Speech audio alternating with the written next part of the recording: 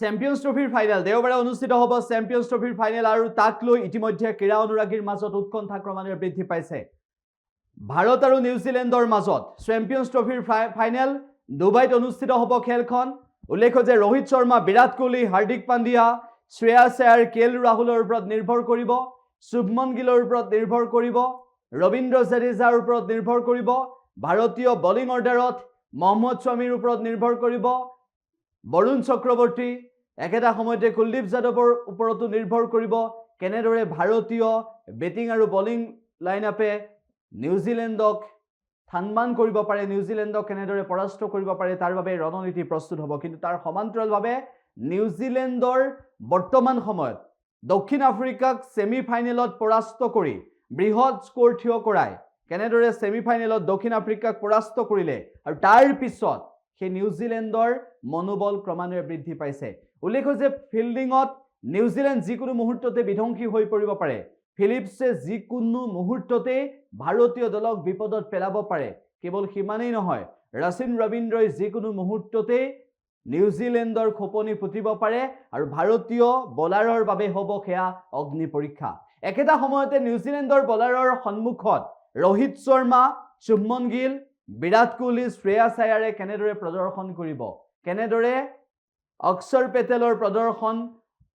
কেনেকুৱা হ'ব ৰবীন্দ্ৰ জাদেজাৰ প্ৰদৰ্শন কেনেকুৱা হ'ব কেএল ৰাহুলৰ প্ৰদৰ্শন কেনেকুৱা হ'ব হাৰ্দিক পাণ্ডিয়াৰ প্ৰদৰ্শন কেনেকুৱা হ'ব সেয়াও হৈছে গুৰুত্বপূৰ্ণ আমি এই মুহূৰ্তত আপোনালোকক জনাবলৈ চেষ্টা কৰিছোঁ যে ভাৰত আৰু নিউজিলেণ্ডৰ মাজৰ ফাইনেল অনুষ্ঠিত হ'ব আৰু চেম্পিয়ন্স ট্ৰফিৰ ফাইনেলত 25 বছৰৰ পিছত চেম্পিয়ন্স ট্ৰফিৰ ফাইনেলত ভাৰতে পদক তুলিবলৈ সুযোগ লাভ কৰিব উল্লেখ্য যে নিউজিলেণ্ডৰ সৈতে হ'বলগীয়া চেম্পিয়ন্স ট্ৰফিৰ ফাইনেলক লৈ ইতিমধ্যে উৎকণ্ঠা ক্ৰমান্বয়ে বৃদ্ধি পাইছে কাইলৈ দিনৰ 2:30 পৰা খেল অনুষ্ঠিত হ'ব গতিকে প্ৰতিগৰাকী ক্ৰীড়া অনুৰাগীৰ মাজত এতিয়া এটাই উৎকণ্ঠা যে ভাৰতীয় দলে চেম্পিয়ন্স ট্ৰফি জয়ী হ'ব পাৰিব সকলোৱে সেইটোৱেই আশা কৰিছে ভাৰতীয় দলে চেম্পিয়ন্স ট্ৰফি এইবাৰ চেম্পিয়ন্স ট্ৰফিত চুম্বন দিব পাৰিব সকলোৱে সেয়াই আশা কৰিছে আৰু ভাৰতীয় দলৰ প্ৰদৰ্শনৰ ওপৰত নিশ্চিতভাৱে নিৰ্ভৰ কৰিব উল্লেখ্য বিষয়টো হৈছে যে মহেন্দ্ৰ সিং ধোনী নেতৃত্বাধীন সেই সময়ত কেনেদৰে ভাৰতীয় দলে চেম্পিয়ন্স ট্ৰফিত প্ৰদৰ্শন দেখুৱাবলৈ সক্ষম হৈছিল আৰু তাৰ পৰৱৰ্তী সময়ত এইবাৰ ৰোহিত শৰ্মা নেতৃত্বাধীন ভাৰতীয় দলে কেনেকুৱা প্ৰদৰ্শন দেখুৱাবলৈ সক্ষম হ'ব উল্লেখ্য যে 1998 চনৰ পৰা 2025 চনলৈকে এই চেম্পিয়ন্স ট্ৰফিৰ যি দীঘলীয়া যি কাৰ্যক্ৰমণিকা চেম্পিয়ন্স ট্ৰফিৰ দীঘলীয়া যি তালিকা ইতিমধ্যে 1998 চনত দক্ষিণ আফ্ৰিকা 2000 চনত নিউজিলেণ্ড 2002 চনত শ্ৰীলংকা আৰু ইণ্ডিয়াৰ মাজত ট্ৰফি ভাগ বতৰা হৈছিল আৰু লগতে আমি উল্লেখ কৰিব বিচাৰিছোঁ যে 2000 চনত নিউজিলেণ্ডে পৰাস্ত কৰিছিল ভাৰতীয় দলক